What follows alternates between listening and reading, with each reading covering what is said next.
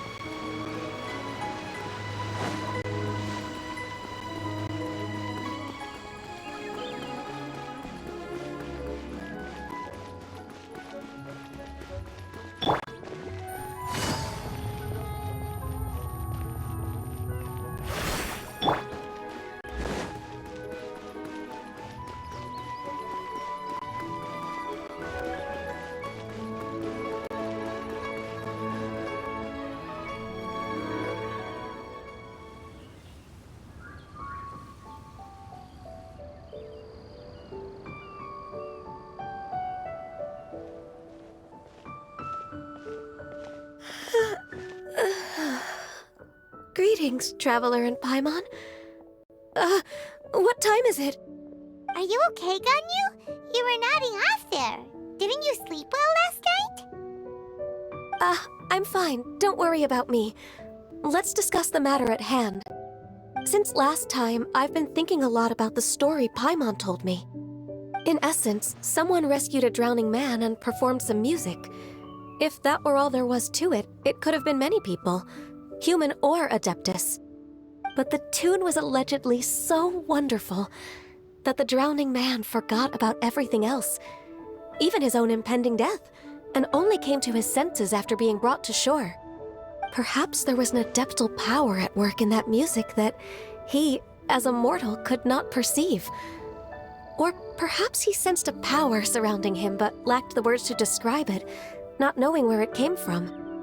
Either way, if this part of the story is true, then the rescuer has to have been an Adeptus. You really think so? But this story is all the way from Fontaine. Isn't this a bit of a long shot? Also, Paimon's really curious about how people from Fontaine think this fairy lady looked. Then she looked just like Ganyu. Guess that does technically make sense. Actually, Ganyu, if you had to save a drowning person, how would you go about it? Huh? Me? Well, I'd get them to the shore, and then I'd probably hide behind a tree and watch them for a while. Once I was sure that they were going to be okay, I'd slip away without a sound. Got it. So basically, Ganyu's the type of person who doesn't like taking credit for her good deeds. No, it's not like that. I'm just not very good at explaining things. And I also find it really awkward accepting other people's gratitude. Well, what if this Adeptus in the story had a similar attitude? That would explain why she just left without saying a word. She was probably thinking something like,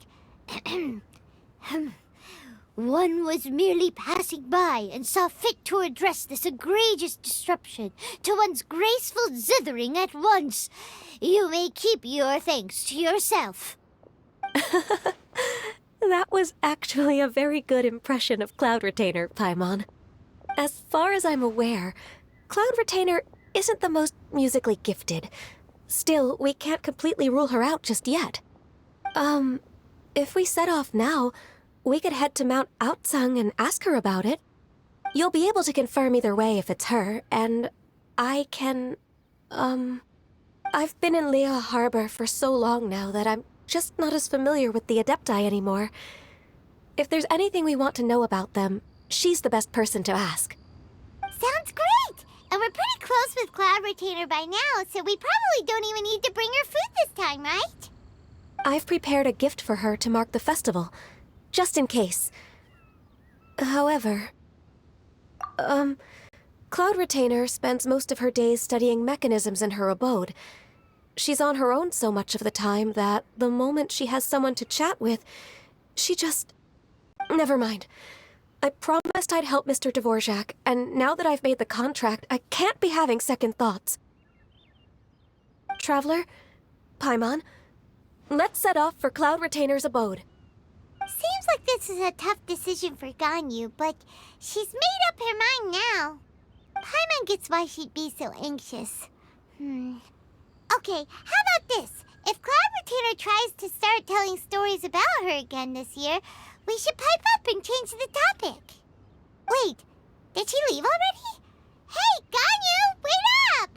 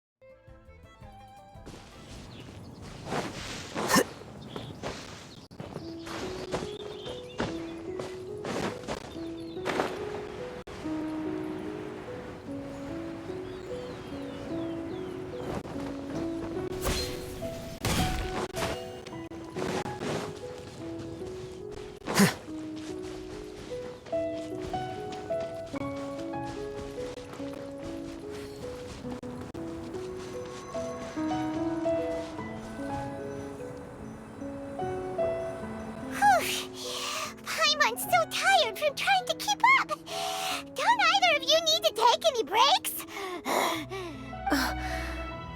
I can't believe it. Cloud Retainer is not here. Huh?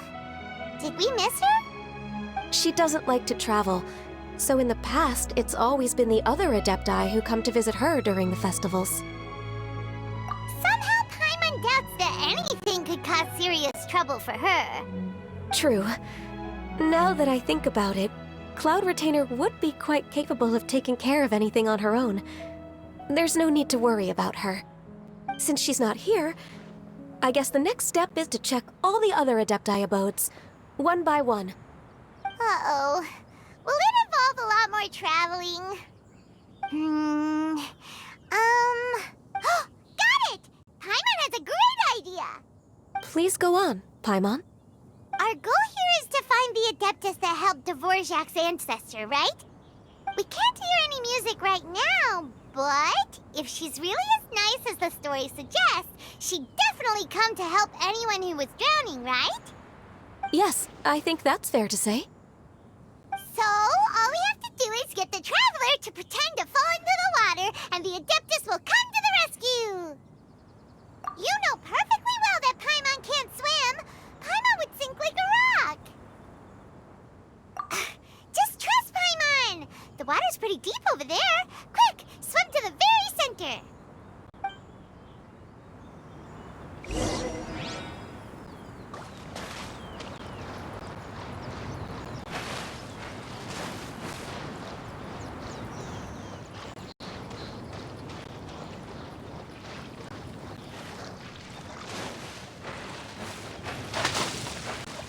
Help! Help! Someone's drowning! If only there was a kind-hearted Adeptus here to save us! Oh no! Whatever will a Paimon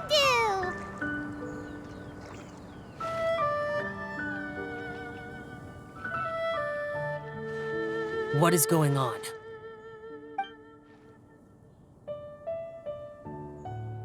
How do you feel right now?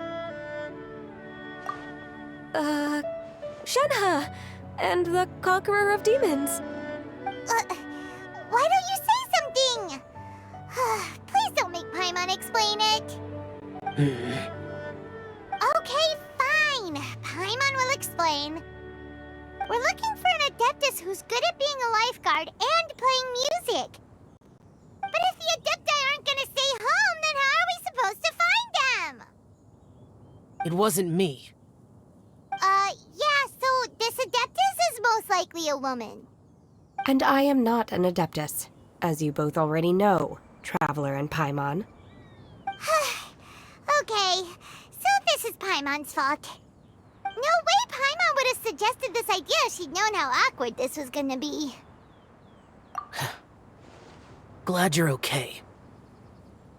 As far as I know, the one you seek is no Yaksha. And one last thing. Your actions here caused others a great deal of worry. Do not repeat them again in the future. As ever, the conqueror of demons comes and goes, just like the wind. Right. I didn't dare to say a word just now. How's your training going, Shenhe? Have you made any plans for Lantern Rite? We could spend it together in Liyue Harbor if you'd like. Oh, I had planned to spend the festival with Master this year. However... Oh, speaking of Cloud Retainer, when did you see her last? Earlier this morning, she set off for Mount Hulao at dawn. I noticed she was using an Adeptus art of some kind to protect a mechanism that looked like a boiler. Maybe it was a gift for Mountain Shaper. I did not inquire. So we just missed her. Please excuse me for a moment. I think I'll leave the gift in her abode. Sure. Thank you. It sounds like Ganyu and Shenhe have gotten a lot closer recently. Yes. During the summer and winter, I continued to train with Master. In the other months of the year, I have been learning to adapt to human life in Liyue Harbor. Ganyu arranged accommodations for me in the city, and also recommended several work positions for me. But when I try to blend in by referring to her as Miss Ganyu or Lady Ganyu, like the others, she says I mustn't address her like that. Sometimes I'm supposed to copy other people. Sometimes I'm not. It's a little difficult to keep track of everything. Oh, is that what it is? Noted. So, you came looking for Master today because you wanted to ask her about the Mystery Adeptus. Is that right? Yep. Oh, speaking of that, have you ever heard any music while out training in the mountains? Music? What is that? It's... a kind of a happy or relaxing sound. Or, a nerve-wracking sound. Or even a terrifying one. Okay, I'm done. I also left her a note so that she knows where to find us. We won't miss her again. Yay! That's really helpful. Thanks! We were just talking about this thing called music, and based on Paimon's description, I do believe I hear it every day. Please follow me. Oh, really? Great, let's go!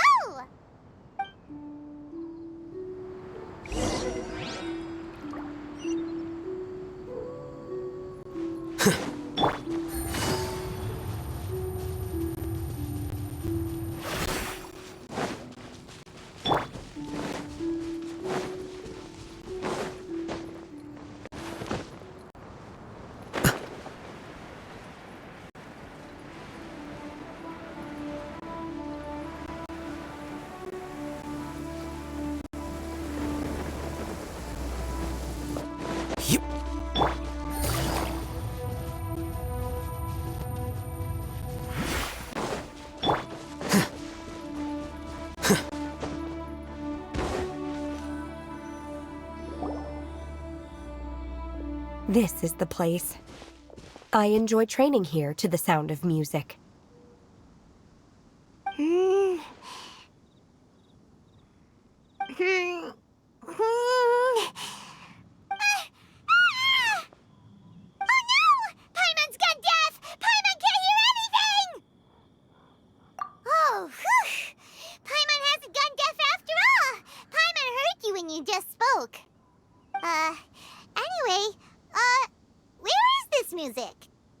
The faint sound of birdsong, the quiet murmur of the streams.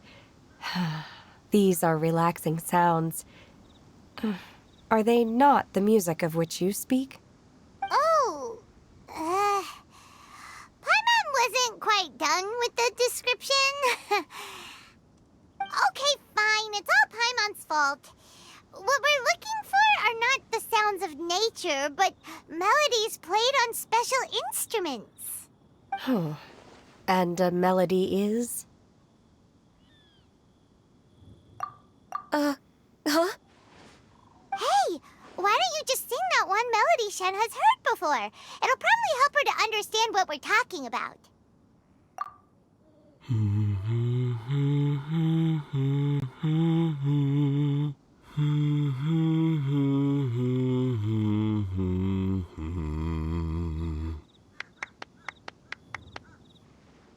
Oh, was that from the opera that Yunjin sang?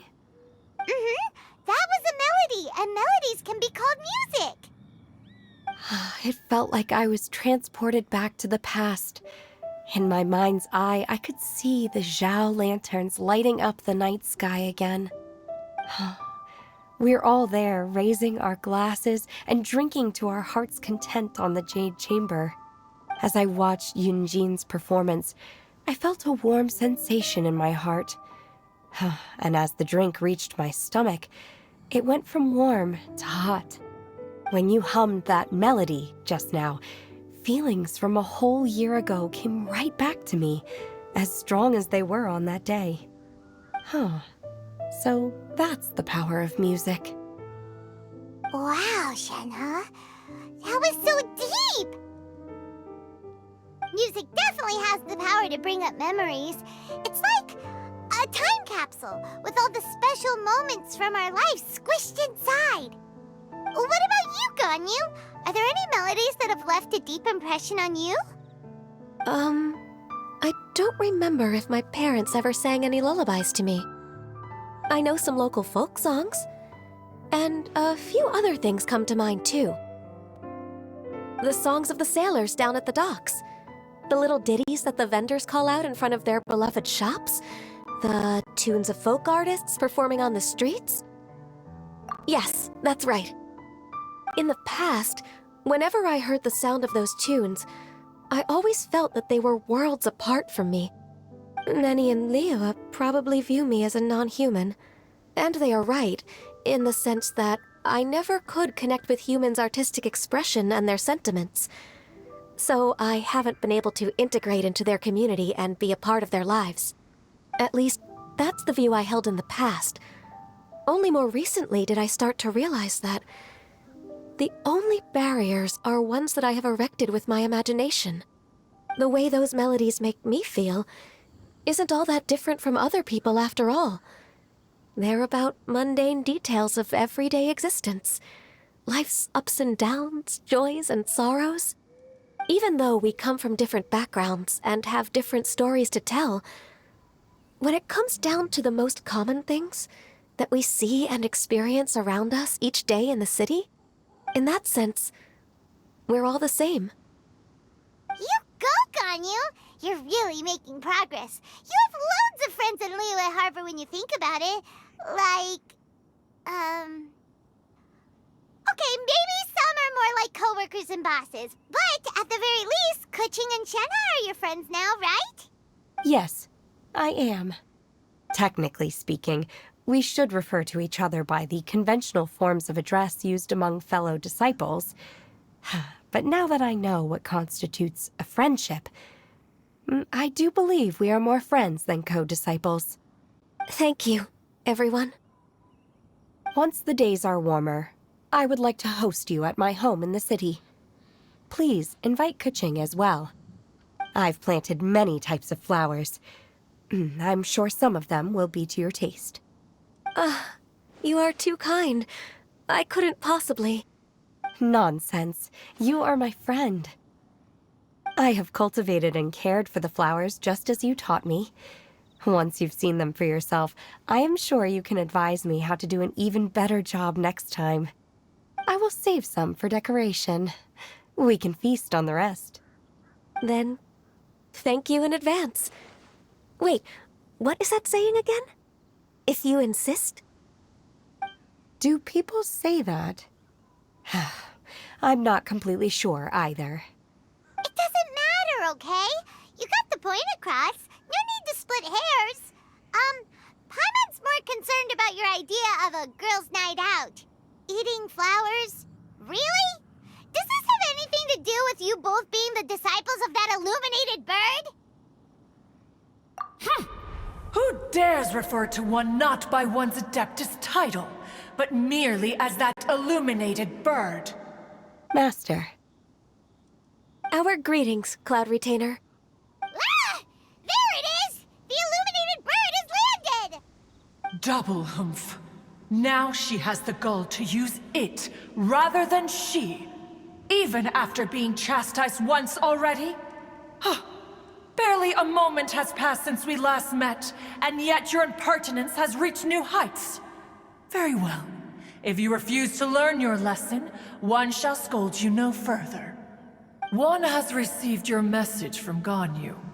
On the matter of the Adeptus you seek, one suspects to know their identity. Well, shall one lead the way? I still have to complete my training for today, so I will bid farewell to everyone here. Very well. Await my arrival at one's abode later this night. On this special occasion, you should indulge yourself with some savory dishes. If you want to release a Shao Lantern, come and find us anytime. Thank you, everyone. Happy Lantern Rite to you too.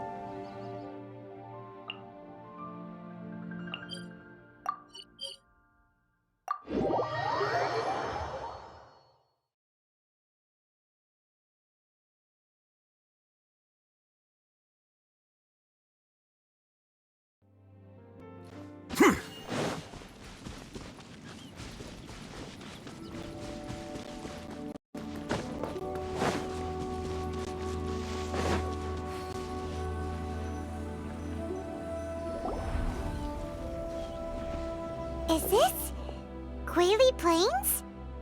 Cloud Retainer, why did you bring us here? Ganyu is of course familiar with the name Guizhong, but have you ever heard of her? Guizhong is another name of Agentis, the god of dust. She was extroverted in nature and adored social gatherings and inventions alike. Long ago, this region was yet a prosperous assembly. Guizhong often invited her friends to visit her home, reserving for us seats around the largest stone table. Seagazer would always bring out his latest treasure and place it upon the table. He could be quite the braggart. Though usually a mild-mannered fellow, when it came to those collectibles he was so fond of, he always loved to show them off. Paimon remembers that name. So that's what Seagazer was like. He was an old friend and a former rival. One has many memories of him. Once he had brought out the treasure, it would predictably become the center of attention. Neither Guizhong nor one was content to let him just steal the spotlight. So we would then also present our proudest mechanical creations. As Adepti, we were each gifted in our own ways, and naturally proud of our accomplishments in our respective fields of expertise. As a result, one often quarreled with Seagazer. His treasures were not even of his own making. He just used his exploration skills to dig them out of the ground. How, pray tell, could he compare to me, when every single one of one's accomplishments were crafted by one's own hand? Cloud Retainer, you are getting competitive again. One digresses. Regardless, every time an argument occurred, Guizhong would come over to watch us during our mutual lambastics. On some occasions, she would join in, and on others, she'd take one of us by the limb and start uttering the most ridiculous nonsense. What kind of nonsense? No kind of nonsense were we spared. Sometimes she would brazenly opine, why argue between yourselves when neither of you could ever hope to beat me? Other times, she would make unsolicited suggestions, such as, Once you two are done arguing, let's go to the foot of the mountain and grill some meat. She always sought to make everyone happy, and one must say, she had quite the gift for it. No matter what nonsense she said, one never felt bothered or offended. It also helped that she never referred to one as that illuminated bird or ladybird. Come on, get over yourself! Anyway, just as our impassioned arguments would reach the apex of acrimony, Marchosius would bring his delectable dishes to the table. Who would dare snub the stove god and his wondrous creations? At the sight of him, we would all immediately drop the argument and prepare the table for a night of feasting and drinking. Back then, one was always bothered by how the cups Rex Lapis brought were always too square for one's taste. Can you see yourselves ever enjoying a drink from a square cup? Precisely. So, as you can see, even one as great as Rex Lapis was not immune to making the occasional blunder. Even one could never find fault with Marchosius's cooking. As we ate, Guizhong would continue to find topics for conversation, filling the table with humor and laughter. Each of those old fossils had their character flaws and points of obstinacy. So why was it that whenever we dined together, we always had a marvelous time? We would drink together from a spot high in the mountains, until the moon set and the sun rose, and only then would the banquet finally come to an end. Streetwood Rambler would often remain to admire the flowers with Guizhong before returning to her own abode. The glaze lilies were far more abundant back then. Entire fields of them would appear to the eye as a veritable sea of flowers. Streetward Rambler? That would be Ping. You probably know her as Madam Ping. Oh, okay. Wait, this is a lovely story and everything, but didn't we come here to find that Adeptus from Mr. Dvorak's story? Or are you saying that it was Guizhong? Didn't she, already, Alas, long has one avoided this place for precisely that reason. The sights here are a reminder of a time long gone, and evoke much sorrow. One should have guessed that you would disrupt one's poignant moment of mourning with your incessant questioning. No matter, one will share the whole story with you now. In times gone by, one quarreled oft with Guizhong concerning mechanical principles. We each had our ideals, and neither would yield. Under the pretext of a social gathering, one invited the impartial Rex Lapis to judge the quality of our creations. But Rex Lapis declared that Guizhong's Obscuro Vulpus mechanism was superior. Though one was too proud to acknowledge it, in one's heart, one knew that Guizhong was indeed the superior talent in the mechanical arts. As for the story between Guizhong and Streetward Rambler, that begins with a certain bell. In Guizhong's opinion, while mechanisms were no substitute for human composers, they were yet capable of producing simple but fine melodies. But Streetward Rambler believed music to be an expression of the soul, an emotional enterprise that could never hope to be replicated by machinery. They argued endlessly, until one asked Rex Lapis to intercede. He confiscated the bell and designated it for ceremonial use. Thereafter, one would often find them convening in the mountains, discussing music, mechanics, and all the affairs of the mortal world. But these good times were not to last.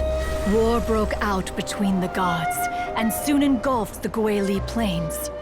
Guizhong was overpowered by the enemy, and fell in battle. When Streetwood Rambler and I arrived at the scene at long last, all that remained among the ruins was her lifeless body.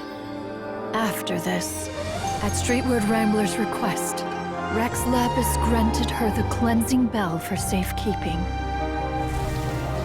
To honor our friend's memory, one made a few finishing touches to her ballistic device. Many lantern rites have passed since then. Many greetings and goodbyes. Upon what do you gaze? The Guili Plains? No. It's everything.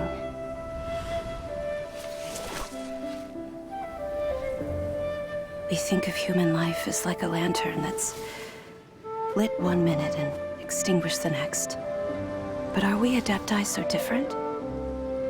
Perhaps as dust settles after a storm, we too must one day return to the world below.